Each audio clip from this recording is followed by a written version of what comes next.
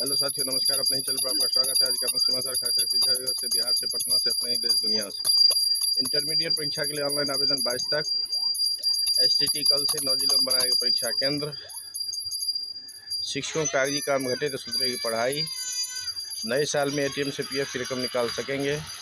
दिल्ली से पटना का विमान किराया 23,500 रुपये। दिवाली छठ को देखते हुए दीपावली और छठ में आने वाली यात्रियों की भीड़ देख विमान कंपनियों ने किराया 3 गुना तक किया। ये थे कुछ मुख्य समाचार। जानकारी हेल्पफुल लगे तो प्लीज़ अपने ही चैनल को लाइक से सब्सक्राइब करें, दोस्तों में शेयर करें, बेल आइकन जरूर दबाएं। धन्यवाद। बिहार विद्यालय परीक्षा समिति की ओर से बिहार माध्यमिक शिक्षक पात्रता परीक्षा STT 14 से 16 अक्टूबर तक 2 पाली में आयोजित होगी। राज्य के 9 जिलों में परीक्षा केंद्र बनाए जाएंगे। कंप्यूटर आधारित टेस्ट CBT मोड में परीक्षा आयोजित होगी। परीक्षा 2 पेपरों के लिए आयोजित होगी। माध्यमिक स्तर के लिए पेपर 1 और उच्चतर माध्यमिक स्तर के लिए पेपर 2 का आयोजन होगा। परीक्षा पटना, गया, मुजफ्फरपुर, दरभंगा, भागलपुर, मुंगेर, पूर्णिया, सहरसा और भोजपुर जिले में निर्धारित परीक्षा केंद्रों पर आयोजित होगी। परीक्षा के दौरान उम्मीदवारों को प्रवेश के पत्र के साथ एक वैध फोटो पहचान पत्र लाना अनिवार्य है। समिति ने प्रवेश पत्र वेबसाइट पर जारी कर दिया है।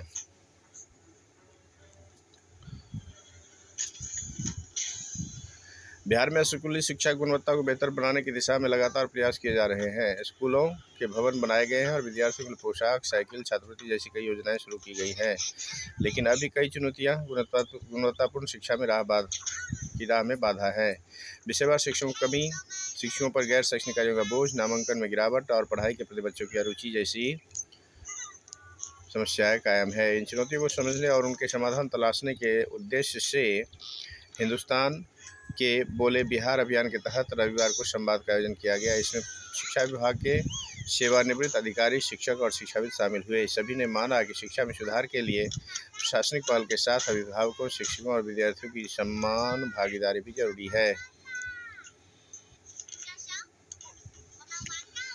सुझाव: अभिभावकों, खासकर माताओं को शिक्षा के प्रति जागरूक करने को योजना लाई जाए। बच्चों के एकेडमिक प्रदर्शन को भी योजनाओं का लाभ देने के लिए मानक माना जाए। निःशुल्क शिक्षा 10वीं तक किया जाए, क्योंकि हर नौकरी में 10वीं अनिवार्य है।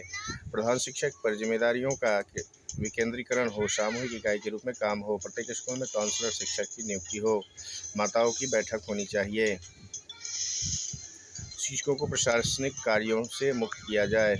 कार्यरत और सेवानिवृत्त शिक्षकों ने संवाद में कहा कि शिक्षकों को प्रशासनिक कार्यों से भी मुक्त किया जाए।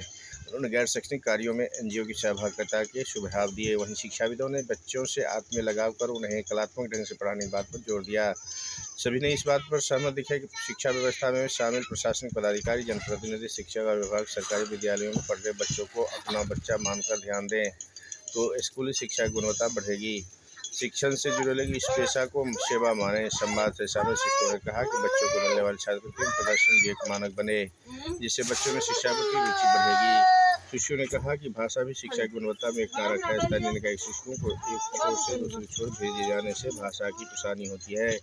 मिथिला क्षेत्र के शिक्षकों को मध्य क्षेत्र में भेज दिए जाने पर बच्चों की बात समझने और समझाने में परेशानी होती है। इसका ध्यान रखा जाए। बच्चों की स्थानीय भाषा में शिक्षा पर जोर दिए जाने के सुझाव पर संवाद में सामने आए। धन्यवाद।